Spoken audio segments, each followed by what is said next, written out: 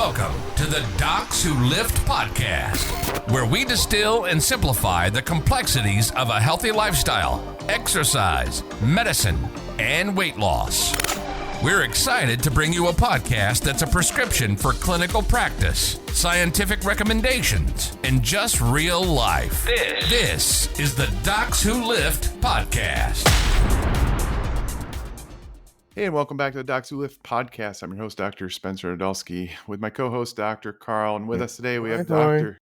Kenneth Qiu. He is actually went to my alma mater residency at the VCU Riverside Family Medicine over in Newport News. And he's a direct primary care specialist. He speaks all over the country, does a lot of events, and is active on LinkedIn and other social media platforms talking about the direct primary care. You can reference our other discussion about that with Dr. Atlas.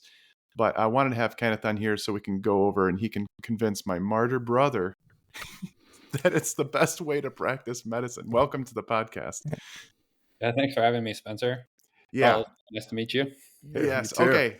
I want to hear, I think I have to obvious. I actually have my it's not direct primary care, but direct care patient in like 20 or so minutes. So I want to get to the nitty gritty of probably the top 5 myths of direct primary care. Things like, oh, it's only for the wealthy. Oh, what about surgeries and other high costing? What about specialists? What about Medicare patients? All that type of stuff. Yeah, those are important for me. I'm an endocrinologist, so I'm a specialist. I have a population of people who depend upon insurance. Mm-hmm. And, we can argue those issues, which we know are their issues. But I don't think pretty much any of my patients, and I have some wealthy patients, but not many of them would do what Spencer does, which is membership model direct care. Yeah, like a quick definition of direct care, of the direct care. Yeah, let's hear it. And I'm going to make sure my brother doesn't interrupt you. Sure. Feel free. I love, a healthy discussion. So direct primary care, a lot of people know about it now. But just briefly, all it means is that we don't accept traditional health insurance. And the most common model that you see is a subscription model, right? So it's just a membership, monthly based, and all your visits, in person, virtual, they're all included. And for the most part, more than 95% of direct primary care, it's purely 100% patient pay, no contracts with anyone else. But there is a small but growing number of DPCs who do contract with employers. So basically the employer pays either a part or all of the DPC membership. So that's kind of DPC in a nutshell. I can jump into the core philosophies. So yeah, the idea, Karl, you mentioned a lot of people, quote, depend on their insurance, right? Mm-hmm. And I think that's a little bit of mental inertia. So the history of it all is in the 1920s, so 1928. I think I can't remember if I had these two mixed up, but penicillin was discovered a year away from the first American health insurance being created. Why I bring that up is because health insurance started in an era where we just started learning how to treat things appropriately, right? So the cost of researching, the cost of treatments, the cost of training these professionals started to rise. And so you had this financing vehicle that helped cover all this expensive stuff. Well, there was a big shift in the 1960s, which is Framingham came out, right? We learned that high blood pressure, high cholesterol was bad for us. Actually, in the 60s as well is when we started using hemoglobin A1C to track diabetes and get ahead of it rather than treating these people who were in DKA all the time. But in the 1960s, what else happened was the government got involved with insurance. Medicare, Medicaid showed up. And ever since then, there's been these diverging paths. In medicine, we've gotten much better at precision care, preventative medicine, early treatment of acute things. But the financing vehicle is one that continues to grow for catastrophic things. And so DPC, the DPC movement is really a natural separation of non-insurable services from a financing vehicle that no longer makes any sense, right? Why are we still paying for colds the same way we pay for an ICU stay. It's the same claims process. Right. I mean, you can make some arguments about DRG versus CPT codes, but at the end of the day, it goes to the same, health insurance companies. And it doesn't make sense. The analogy I'm sure you guys have heard is, you don't use your car insurance for oil changes or filling up gas. Otherwise, your oil change is $3,000 and out of network. So same principle. I can pause here and get some reactions from you, or we can talk about DPC for the poor and other things. Sure. Well, yeah, I guess, I mean, and to me, I have a huge issue with big insurance, government insurance. I do think that is where the problem lies in a much more complex nature than what I can articulate, as opposed to, different models of care. We can debate those different things, but I absolutely think insurance model is a problem and it's dysfunctional. But yeah, it doesn't necessarily mean we can fix it just by getting rid of it per se. But again, that's where I guess I want you to, go on to those other points that we were talking about. Sure. And it's not really getting rid of it, right? You still need it for catastrophic stuff. And it's this idea, again, going back to that phrasing you use, which is people are dependent on their insurance. It's because we keep shoving more and more stuff into insurance. We keep saying, you're required to do this, you have to cover this, you have to do this. And then all of a sudden it's like shock Pikachu when premiums go up, right? And so the idea is like, well, insurance is inherently inflationary, right? When you have somebody else paying for it and somebody who's considered, deep pockets, then you just kind of prices go up. So part of this like separation movement is to show price transparency and that things are pretty affordable outside of insurance. And what we're trying to build in the DPC movement, a lot of us, is like we're trying to find out what can be outside of insurance so that people don't rely on insurance for all the common things, and we can take care of a lot of stuff and do it better, right? Without all these like HEDIS measures and which is no fault of the insurance companies. They get that from NCQA and the government. But, how can we get paid what we think we deserve, show the value for the price point, and then bypass all the administrative stuff? So those are the thoughts there. I guess I can move on to the poor, DPC and the poor. If you, and the poor people who have like multiple like severe chronic illnesses. So they have diabetes, kidney disease, atherosclerotic disease, heart failure, all the things knee arthritis, all the things that I see. Yeah, that would be helpful. So there's two ways to address this problem. One is to not group the quote poor all into one group, right? Because there are people who maybe kind of blue collar, make a lot of income here and there, cash base, right? But don't have enough to afford traditional health insurance with a high deductible and all that stuff. A lot of the self-employed people who got kind of passed over by the ACA. You have other people who, to your point, are a lot of chronic conditions, right? So they're kind of health poor, right? And then they get bounced around by all the specialists. And because the system inherently has them seeing all these people paying all these copays and stuff, they become poor as a result of that. And so and then you have the truly abject poor, the safety net people, right? We're talking Medicaid, Medicare, disability.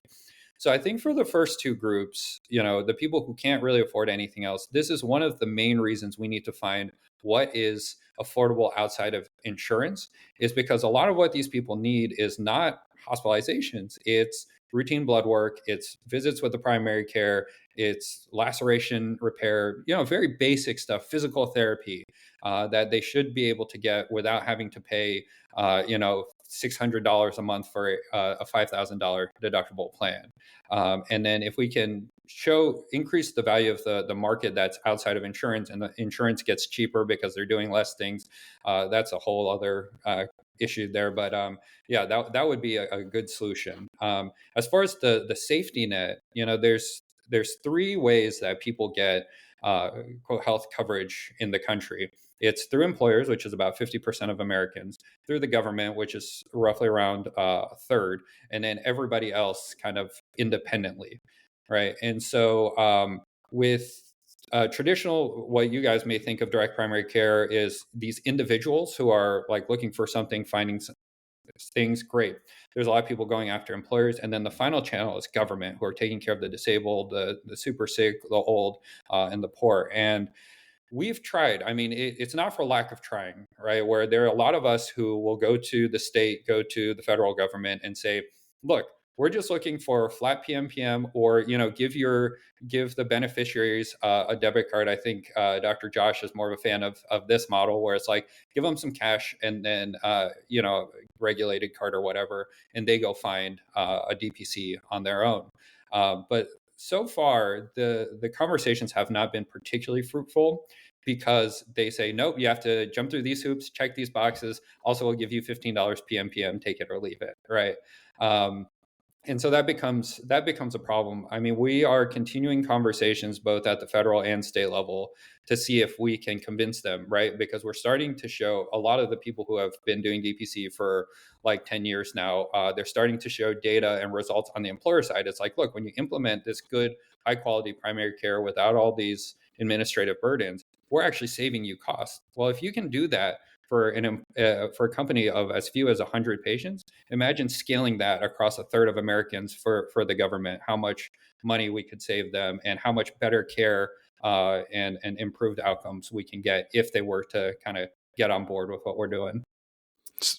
And yeah, so, I think the direct primary care model makes a ton of sense. It really, really does. And certainly I think our whole system probably needs to somehow go towards that. I'm kind of a big fan of like HSAs and FSA and almost like some sort of hybrid something or other. But then where Spencer and I debate a lot is, again, thinking of my patients who are coming to me as a specialist, and he's kind of a, specialist, although, Spencer thinks he's better than every specialist. So you should just use your family practice and be a real direct primary care and take care of everybody. But then, we have a lot of people who really need to come see specialists, and oftentimes different specialists. So, and again, in my world, it ranges from type 1 diabetes, where, we're doing pumps and CGMs and all these different things, to the obesity, cardiometabolic, high risk patients. And it would be nice if we had more primary care power to help with that part. So that's where DPC could certainly come into play. But then there's all the other little silly endocrine things that we have to deal with. And then those people sometimes need, cardiology or pulmonology or whatever. So what happens? What if we all did this? Because, we talk about, well, what about direct specialty care? And there are direct endocrinologists, and I've talked to them and, dabbling in that. I saw an article about direct neurology even, and it's the same basic thing. So it's a membership model or direct fee for service, which I'm actually going to probably maybe do a little bit more of. But how do you reconcile all that, I guess, with the specialists? If you have 10 specialists, which you hopefully don't have to have. But yeah. So, I mean, cash pay is not anything new, right? Like every hospital, every private practice should have a cash pay rate for people who choose not to engage their insurance. So just being fully cash pay is not particularly novel. From a primary care lens, I would say like right now in the disjointed system where the incentive is to refer a ton, I'm sure the specialists are frustrated themselves at some of the like bread and butter, right? Like, why are cardiologists still taking care of hypertension? Why are cardiologists still doing like basic lipid management? Why are endocrinologists like you taking care of controlled diabetes? Like, these should not be referrals to you. Yeah, absolutely. I mean, that's definitely supports the direct primary care model. We got to do better for our primary care friends, for sure. Yeah, so that's one thing, is we can kind of reduce the unnecessary referrals. But number two, I think we can do even more at the primary care level. So one, it's not so much like cutting edge anymore, but it's a newer innovation, which is e-consults, right? There's clearly a market for it, because when I send out an e-consult, there's a specialist that responds to me. And so I think e-consults is a really good, whether you're playing in DPC or value-based, it's a great way to have a value add, right? Where I have access to the specialist saves time, because, instead of a 15-minute visit, now they get to just talk, asynchronous text with me for at most 2 minutes, right? And they get paid for it, and I get to help my patient. Who pays for that, by the way? Because I'm a big fan of e-consult principles, because I love that for this reason. Who's paying it though? Yeah, so there's two models that are out right now. So Rubicon MD and Thea Health are the two big e-consult platforms that I know of in the direct care space. There's more like it's like Arista or something. I don't remember off the top of my head, but Sitka, I think, is another one. But so Rubicon and Thea, it's paid PMPM, right? So I'm on Thea. I use Thea. I pay them per month for their service, and then I get to consult, and then they pay, I think, their specialists on a per consult basis. And then Atlas Consults, which is Dr. Josh's platform, he has just a marketplace. So specialists can go on to Atlas and list their prices, and then DPC docs can then engage with specialists. They essentially shop around for the specialists. And there's different models. Like, I don't charge my patients for e-consults because it's monthly. It's just kind of baked into our services. I know other practices, when they use the per consult method, they just pass through that cost to the patient. It's like, hey, it would have been cheaper than you going in person. Also, it saved you time, so you pay for it. But different markets, different models, and then kind of big picture, it's what can we do in or outside of insurance again, right? Like, I'm sure in your world, when it comes to at least the consultation side, or at least the stable things, like, yeah, if you have somebody with longitudinal, that you're following longitudinally, I think that is the one thing that can justify a subscription like PMPM model. If it's something like, I'm sending somebody to GI for a colonoscopy, or, they have like Crohn's and they need to check in every now and then, but I'm doing the chronic med management, like, fee for service makes total sense there. Right. If you're a proceduralist, if you're limited duration follow-ups, like, just do cash, right? And if you can do the cash cheaply, great. If insurance is just that much better, use insurance. But I'm trying to build in a PT program right now at my practice. It's super early days, but I would love to have a physical therapist on my team where we can just offer physical therapy in-house, right? So it's just kind of exploring different people and places and just seeing exactly what the need is. If it's just a consultation, e-consult, but you did mention CGMs and pumps. Those are expensive. They might need to use insurance for that. But long-term wise, if we can get those prices down through generics, through domestic manufacturing, anything like that, then we can empower more patients to not have to rely on insurance so heavily. Okay. Yeah, I've used Rubicon. Seemed all right. I think with AI now, it's getting so good. Right. It's incredibly smart, and people don't want to interact with the AI themselves. But I think as doctors consulting with them and using their resources to kind of go back and forth, and maybe having a Rubicon, that makes sense to me. Yeah, I mean, you're totally right with AI, right? People forget that it's a tool. They talk about it as if it's this thing that's going to revolutionize everything that doesn't require a human, but it's a tool. It's the same way as, like, the difference between me and a patient Googling is my decade of experience, Yeah. right? Same thing. They can use AI and they can run a differential. They're like, my symptoms are this, and we'll see the same output, but I know what to do with that information, and they Yes. might not. Besides, okay, now I need to go find somebody to ask about this list of diseases that GPT just gave me. And I know Spencer has to go soon, but so then what about the Medicare patients? Because I think even in Michigan, it might be illegal for specialists to borderline concierge. Like, they talk about, you may not be allowed to do a membership model kind of thing. That's why the direct fee might be the way, we have to have that option. But what about people with Medicare? Yeah, I mean, so Medicare, the big thing is the opt-out rule, right? So the rule is, if you see anyone with Medicare, you have to bill Medicare for covered services. Concierge exists in this, like, gray zone where, because it's like executive whatever, you can't call it executive physical. That's not covered, because a physical is a covered service. But you can find other ways. It's super easy to create a concierge contract where you're like, yeah, they're paying me for these non-covered services, but I'm going to go ahead and bill Medicare for the covered. So that's my problem with concierge practices. It's double dipping, and that's how it's really for the wealthy. So in the DPC world, we opt out, right? Once we're comfortable enough and we can get rid of our side gigs, then we opt out of Medicare, meaning we're not going to bill Medicare at all. Please remove us from your registries. Like, we're just going to direct bill the patient. They sign the ABN, they sign a notification saying that we're opted out and they're paying cash, right? And that they can go somewhere else to use their Medicare. So that's the hard thing.